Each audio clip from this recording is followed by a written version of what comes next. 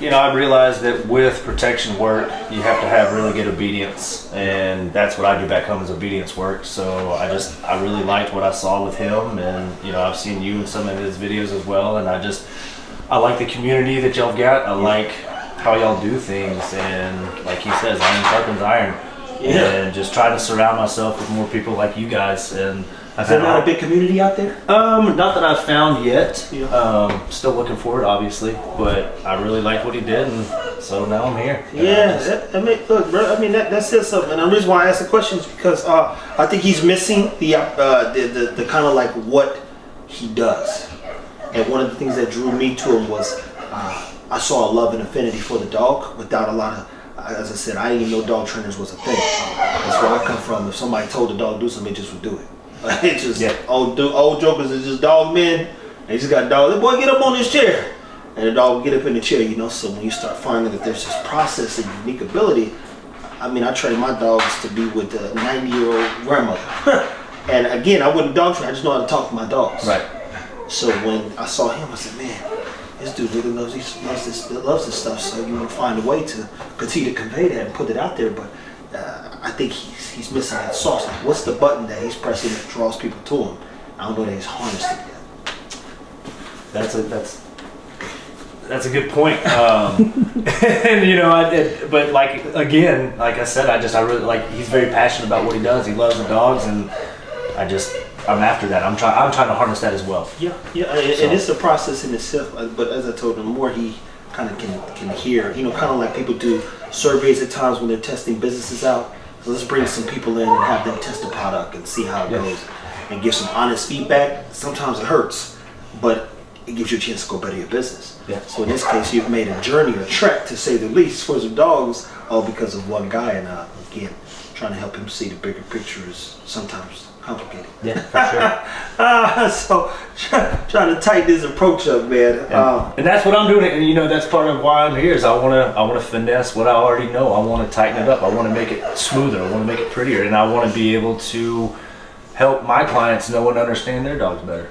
And what's one of the things you said you've learned so far that from him that could just help you point your clients in the right direction? I think the biggest thing this far that I've learned, and I've only been out here a week, don't rush things. Take your time. Yeah. And it's not an overnight process. And we might get mad, we might get frustrated, but that's all right. It's part of it. And take a step back, take a deep breath, reset yourself, reset the dog, and take your time. Show them what you want them to do, and if you need to, correct them for the behaviors you don't want. Absolutely. And I've learned, especially for protection dogs, I mean, you literally have to look at everything. I was asking him about dogs that jump. Well, and part of his response was, well, I need that dog to jump, so I'm not going to teach my dog to not jump on me, because in a real life situation, that protection dog's going to have to jump up on or over things. So we're not going to. Think about the police when they seen the dog. Every time, when he said that first time, I was like, yeah, imagine a police dog going to get you and you just doing like this and the dog just sitting down. That's a no-go. Yeah, exactly. That's a no-go. That dog need to jump on you, harass you. He's grabbing you. He's holding on to you. I've seen, now because of him, and even when I went to Cali, a lot of protection work. And you go, everything you're watching the dog do, how it thinks, it's pushing in. Even some officers having the dog so well trained that they could, if the dog bites you in your arm, the 2 marks will be right there. Because they don't let go. Yeah. And it's like, if anything, they just keep biting in on them same spots. Getting deeper and deeper. Yeah. Especially as you annoy the dog, and it gets more and more like, here we go, buddy. Keep shaking, brother. Yeah. I'm just warming up. I saw a dog that may lose his mind on a whatchamacallit bite, and the dude walked this dog all the way into the headquarters and back out. He never let go. I'm talking like dragged him. He was acting. Opened the door for him. He walked in, was on the floor, and then walked back out. He still was like this. He was like, when he came out, he was like this. It was so funny, but that dog was, boy, he was riled up. He was riled up. Well, that's good, man. So protection work is the next stage for you and your business. I don't know if I will introduce that to my business, but I think me personally, down the line, it's something that I want to get into. Yep, that makes sense. It's fun. It's a different type of sport. And you have to be very in tune with the dog that you're working with, even if it's your own or somebody else's, and you know, it's driving my. I want to further my education. It's reigniting that fire for me. And I would tell you, be mindful of this too. And I don't know how far you want to take this thing, but everything has a shelf life. Okay. And when you think about business, I was talking to a trainer when he was there. I got a buddy named Ruben, went to Cali, and he said, Trevor, I'm never gonna forget when you asked that dog trainer what was her exit strategy. She looked at you like a deer in headlights. He said, as I learned, he's a 50-year-old guy who's part of everything that I'm building. And he said that took me for a loop, because I thought, you know, this girl, she has an answer for everything. And we said, well, how do you leave this? How do you move forward? How do you end this? Because it's kind of, to me, and personally, no disrespect to any dog trainer, but it's like one of those things where it's like personal training. Where do you go from here? Okay. And you can't get bit forever. And at some point, you get tired of looking at dogs. And I don't mean tired like I'm gonna get rid of my dogs. It's just like I just kind of want to live and deal with my dogs. So you say, how do we get to an exit where I can go and, you know, be a family man, do whatever, and not have to go smell stinking dogs every day? So when you think about the business, and I've told him too, you know, he was there with Butch. You 8-year-old with 2 bad hips, you can't get bit forever, man. What's the next step? So part of him being, you know, my space is me to set him up to do about 10 million a day, all business, and never have to take a bite again. But if you don't think about it that way, you look up, and, you know, be 50, still getting bit, or training dogs. And I mean, I've seen what happens. It takes a toll on them.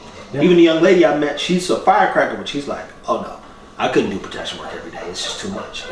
It's too much. And obedience pays the bills a lot of times. Yeah. But just food for thought there.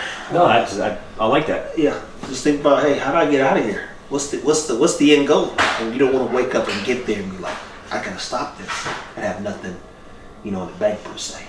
You gotta know what needs to happen next. That's a good perspective. Yeah. Everything in life has a shelf life. Just don't forget that there is no business that don't have a shelf life. You know, because you're like, oh, Facebook's gonna die one day. Well, they integrated themselves in such a way that you can sign up everything. So having Facebook makes it easier to have everything else. Apps, all that stuff. You think, okay, Google, all the emails that ever existed, AOL, you know, Yahoo, Hotmail, and Gmail is the most powerful because of Google and its search engine.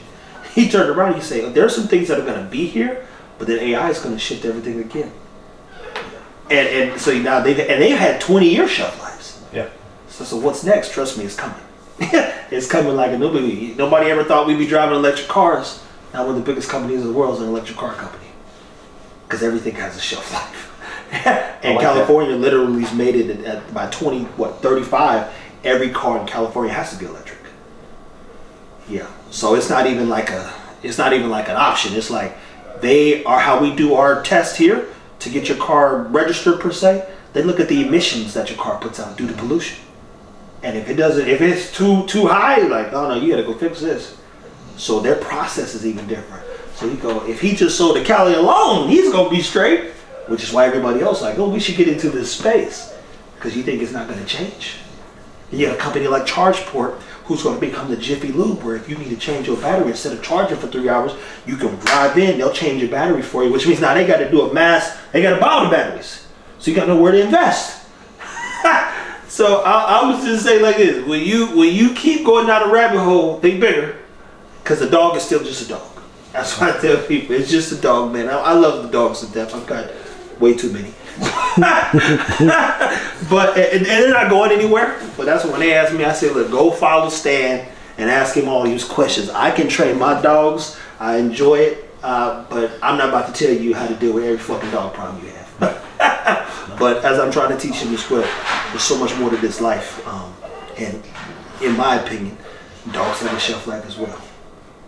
And you don't want to get there that day kind of like on your deathbed and wish you'd done more for yourself. Sure. Or be like, I don't think I can do this anymore. Like physically, even in a sense, like I physically, something stopped me and I don't know how to feed my family. So just food for thought. I like it.